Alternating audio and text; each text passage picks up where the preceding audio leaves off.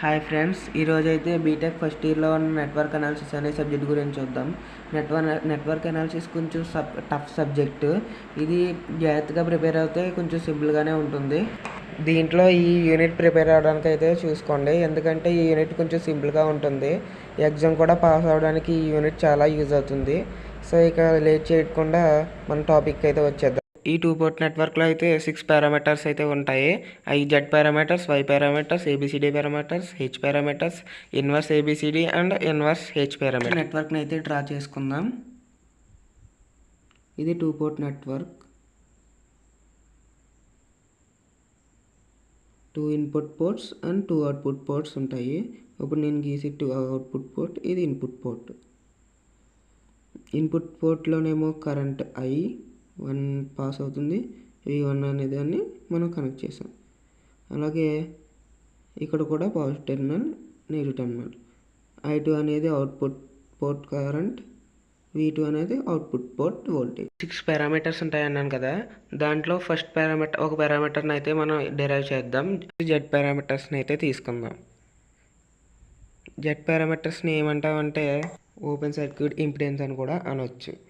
ఎగ్జామ్లో Z parameters అని ఇవ్వచ్చు, లేదా ఓపెన్ సర్క్యూట్ ఇంపిడెన్స్ అని కూడా ఇవ్వచ్చు. వాడు కన్ఫ్యూజ్ చేయడానికి ఎలాగైనా ఇవ్వచ్చు, కానీ మనం ఈ 2 నేమ్స్ మాత్రం ఖచ్చితంగా గుర్తుపెట్టుకోవాలి. అలాగే మనం ఈ పారామీటర్స్ యొక్క ఈక్వేషన్స్ని కూడా గుర్తుపెట్టుకోవాలి. ఆ ఈక్వేషన్స్ని ఎలా రాయాలి, ఎలా గుర్తుపెట్టుకోవాలి అని కూడా నేను ఒకసారి చెప్తాను. ఏం లేదు ఫ్రెండ్స్, చాలా సింపుల్గా గుర్తుపెట్టుకోవచ్చు. V1 = Z11 I1 plus Z12 I2. అలాగే V2 = Z21 I1 plus Z22 I2. ఈ ఈక్వేషన్స్ ఏమీ లేదు, ఇక్కడ అనుకుండేవి V1 Z1. సో ఇక్కడ ఎప్పుడు జెడ్కి V1 V2 అనేవి ముందు వస్తాయని గుర్తుపెట్టుకుంటే, తర్వాత Z11 I1 లేకపోతే Z12 I2 అనేవి మనం V1 V2 ఫస్ట్ వచ్చేసినాయి కాబట్టి తర్వాత మనం అవి ఎలాగైనా రాసుకోవచ్చు. సో ఈ ఈక్వేషన్ 1 and 2 తీసుకుని ఆ నెట్వర్క్లో సబ్మిట్ చేస్తే Z1 value, Z12 value, Z21 value, Z22 values వస్తాయి. First input port I1 value is open circuit చేస్తే మనకి Z12 అండ్ Z22 వాల్యూస్ వస్తాయి. సో ఇన్పుట్ పోర్ట్ కరెంట్ మనం ఓపెన్ సర్క్యూట్ చేస్తాం. ఫస్ట్ I1 వాల్యూ 0 అయిపోతుంది. సో I1 వాల్యూ 0 అనేది equation 1 and 2లో submit చేస్తే Z11, Z12, Z21, Z22 values వస్తాయి. సో ఈక్వేషన్ 1, దెన్ అది I1 = 0 రాసుకుంటాం. అప్పుడు equation 1, V1 = Z11 I1 plus I1 అనేది 0 వేసుకున్నాం, plus Z12 × I2. V1 = Z12 × I2. So Z12 ఏమవుతుంది, V1/I2. సో మనకి Z12 వాల్యూ వచ్చేసింది. నెక్స్ట్ అలాగే నేను ఓన్లీ బేసిక్సే చెప్తున్నాను, ప్రాబ్లమ్స్ మళ్ళీ నెక్స్ట్ వీడియోలో చేస్తాను. సో ఇందాక అది ఈక్వేషన్ 1 అనుకోవాలి. ఇప్పుడు equation 2, V2 = Z21 × I1 = 0 plus Z22 × I2. So V2 = Z22 × I2. అప్పుడు ఏమవుతుంది, Z22 value = V2/I2. So Z22 value కూడా వచ్చేసింది. సో ఇలా మనం ఒకటి తర్వాత ఒకటి సింపుల్గా వస్తుంది. Input port current is open circuit చేస్తే ఈ వాల్యూస్ వచ్చినాయి. ఇప్పుడు output port current is open circuit చేస్తే I2 = 0. I2 వాల్యూని ఈక్వేషన్ 1 and 2లో సబ్మిట్ చేస్తే మనకి Z21, Z11, Z21 వాల్యూస్ వస్తాయి.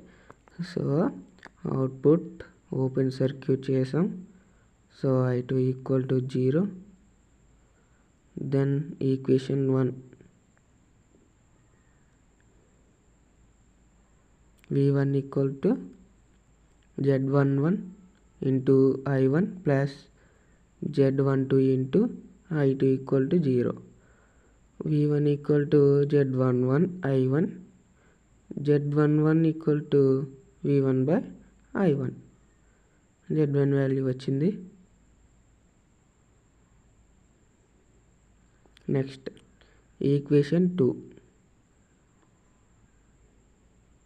V2 is equal to Z21 I1 plus Z22 into 0. So V2 is equal to Z21 I1. Z21 equal to V2 by I1. So Z21 value కూడా వచ్చింది. మనకి నాలుగు values వచ్చేసాయి. So Z పారామీటర్స్ని చాలా సింపుల్గా find out చేయడం ఎలాగో మనం తెలుసుకున్నాం. సో నెక్స్ట్ మనం వై పారామీటర్స్ని ఫైండ్ అవుట్ చేద్దాం. వై పారామీటర్స్ అంటే క్లోజ్డ్ సర్క్యూట్ అడ్మిటెన్స్. అంటే వై పారామీటర్స్ కూడా 2 నేమ్స్. ఒకటి Y parameters, 2 closed circuit admittance. ఇది క్లోజ్డ్ సర్క్యూట్ అడ్మిటెన్స్. ఇందాక అది Z parameters open circuit impedance. ఈ రెండింటికి ఆ డిఫరెన్స్ ఉంటుంది. అంటే Y parameters Z parameters inversely proportional టులో ఉంటుంది. సో అది ఓపెన్ సర్క్యూట్, ఇది క్లోజ్డ్ సర్క్యూట్. అది ఇందాక V1 వచ్చింది. ఇప్పుడు I1 equal to Y1 V1 plus Y12 V2. Next I2 is equal to Y21 V1 plus Y22 V2. So అవి equation 3 and 4 అనుకోవాలి.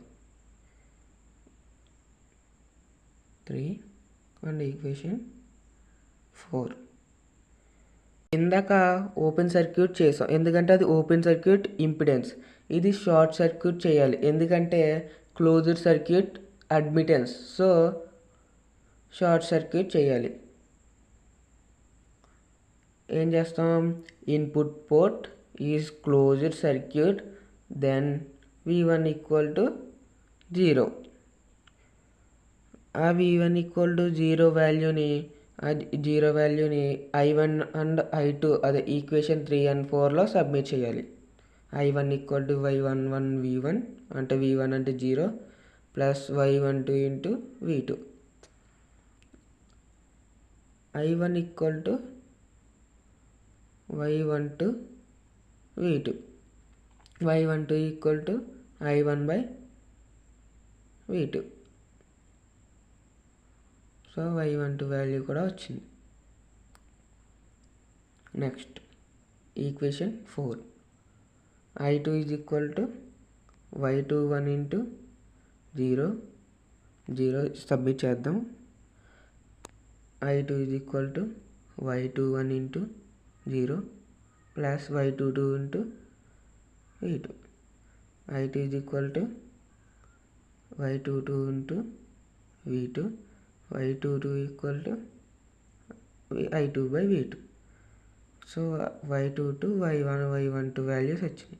ఇంకా Y21 Y11 వాల్యూస్ రావాలి. సో అవి రావాలంటే ఏం చేయాలి? అవుట్పుట్ పోర్ట్ని క్లోజ్ సర్క్యూట్ చేయాలి.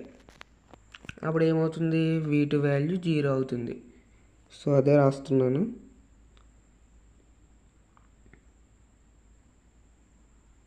Closed circuit output port voltage is short circuit, then V1 equal to 0. Substitute 3 and 4. First 3లో submit చేద్దాం. ఈక్వేషన్ 3 ఏమొస్తుంది? I1 equal to Y11 V1 plus Y12 into 0. I1 equal to Y12 V1 plus Y1. Y1 equal to I1 by V1. Y11 value కూడా వచ్చింది. Next equation 4లో submit చేస్తే V2 equal to 0. Then I2 is equal to y11 v1 plus y22 into 0. I2 is equal to y11 v1.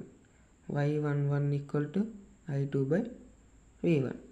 So y11 y12 y21 y22 values కూడా వచ్చేసాయి.